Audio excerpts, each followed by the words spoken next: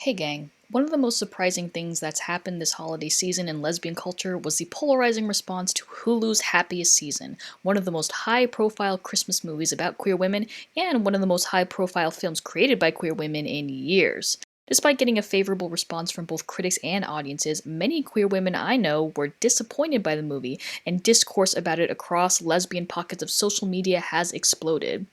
So many queer women are proclaiming that this movie was toxic and triggering and bad. Well, I'm here to tell you that those lesbians are wrong and stupid. Just kidding, I'm not going to do that. But I am going to dive into why I think this movie has been lauded by the general public, yet is the subject of scorn by so many queer women. Because I loved this movie. My partner and I watched it together, we laughed and cried, and even stopped the movie in the middle to have a very meaningful heart-to-heart about my own family. But if you just scroll through lesbian Twitter and TikTok, you'd see waves of queer women hating on this movie. So why is that? For the purposes of this particular analysis, I'm not going to talk about the quality of the film itself, but rather some of the structural and maybe cultural reasons I think Happiest Season was kind of doomed from the start in queer circles. Number 1, expectations. The main thing I think queer women struggled with is thinking that this movie was going to be something it never intended to be. Although there is a bit of a surge right now with movies revolving around queer female characters, many of those movies are understated dramas or period pieces. There has yet to be a big studio-backed lesbian romantic comedy. So I think when queer women saw the promotional material for Happy Season, many hoped it would be the long-awaited rom-com that would be the lesbian answer to a years-long onslaught of heterosexual romance movies, one that will mark a new era in Christmas love stories, nay, all love stories, maybe the next great Christmas rom-com. But it turns out none of these things were the goal of the movie at all.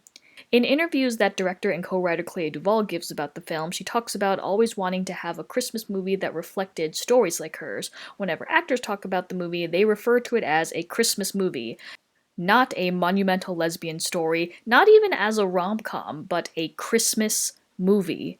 The trailer didn't lie to lesbians about this either. Cannot believe I've got all my daughters under one roof. So her parents believe their straight daughter brought home her lesbian friend for Christmas? Not exactly. They also think that I'm straight.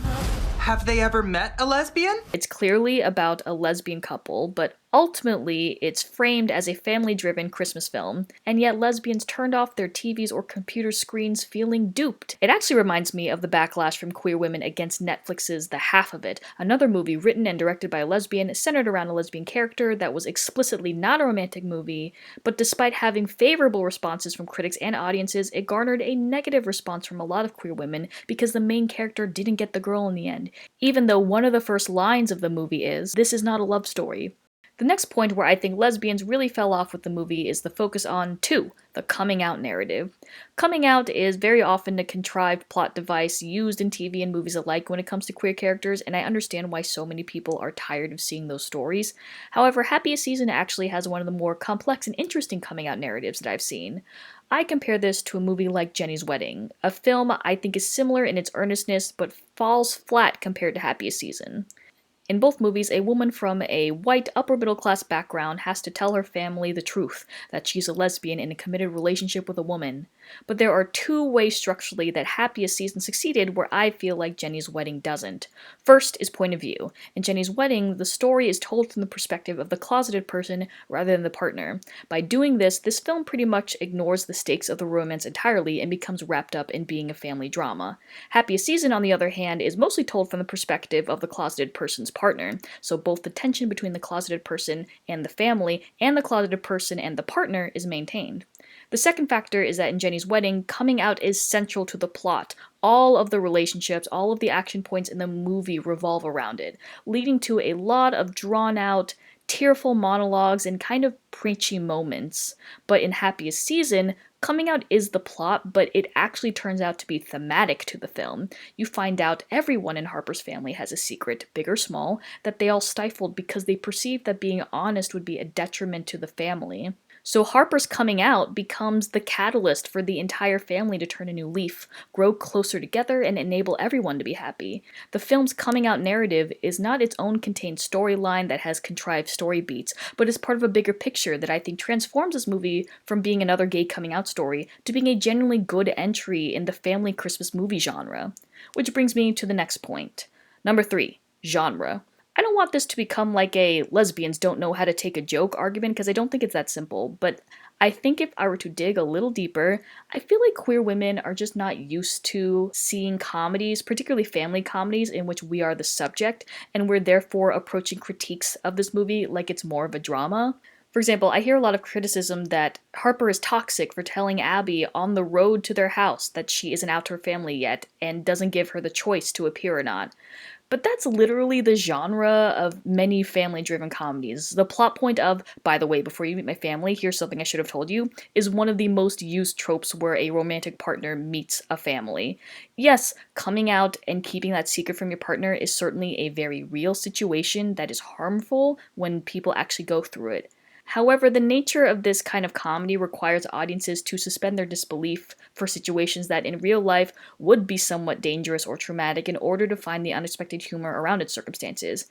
There are certainly limits to this, but something like what's presented in Happiest Season isn't outside of those limits. Like, people don't write pages of Twitter discourse on how Home Alone is harmful because of its potentially triggering, lighthearted portrayal of home invasion and attempted murder. Perhaps another factor here is that many family-driven comedies or movies that display dysfunctions in relationships are generally pretty heteronormative, and therefore queer women will more often reject these types of plot points because it places shock value and potentially triggering situations over communication, which we all know lesbians love. But again, that's the genre. There are countless movies about straight couples engaging in behavior that in real life, would be toxic or harmful, but in the genre of comedy, it's a way to explore other situations with humor. And maybe we're just not used to seeing lesbian couples contextualized within these genre constraints. That brings me to my next point. 4. The central romantic relationship. This is where the stereotype of the overprocessing, overthinking lesbian really shines. I'm gonna get a little personal here.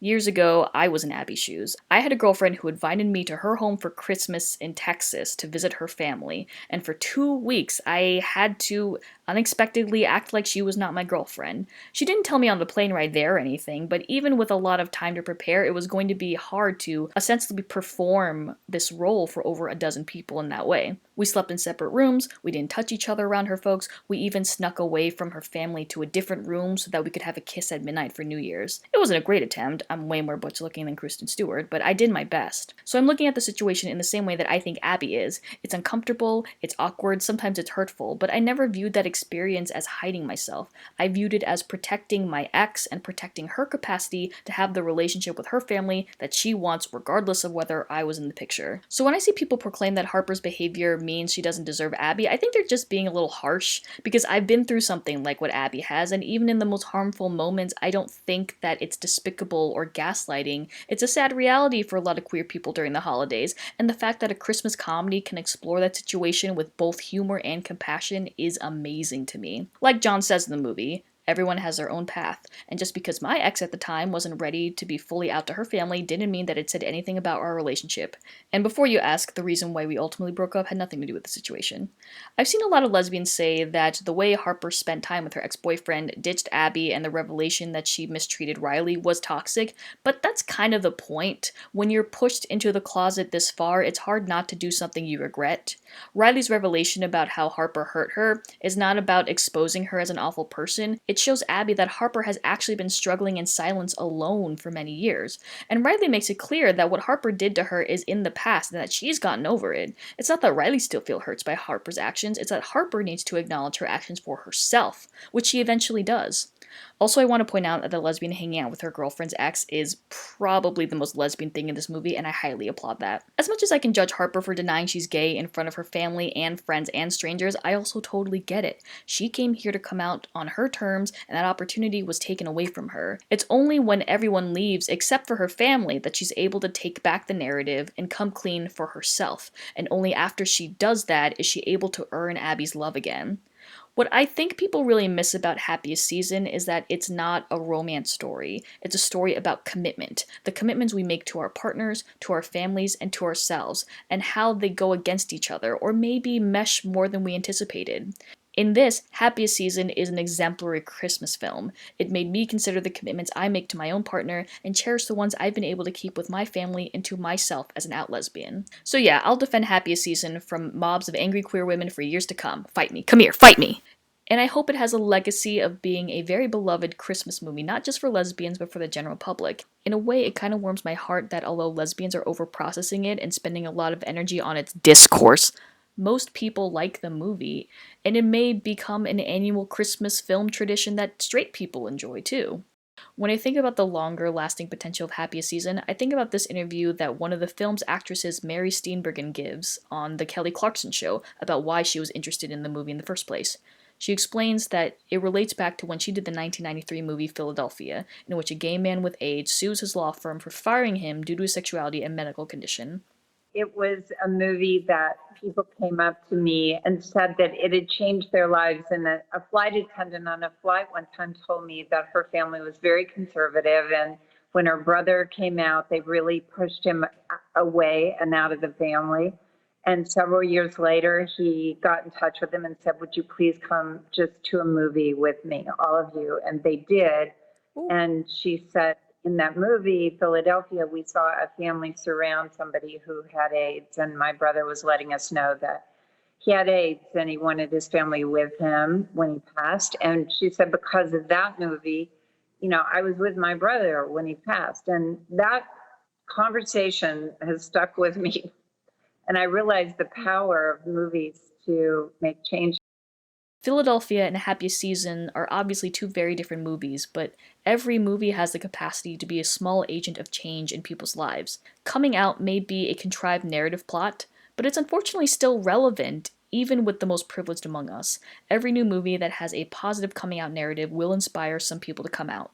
Maybe Happiest Season was not the sweeping love story that featured the perfect lesbian couple that many queer women were hoping, but I think with time it'll have the ability to be something more for more people than we realize. My partner and I will certainly be watching it for years to come, and I hope others will too. Thank you so much for watching. If you're interested in hearing more criticism, commentary, and analysis on queer female media, please hit subscribe. Bye, gang.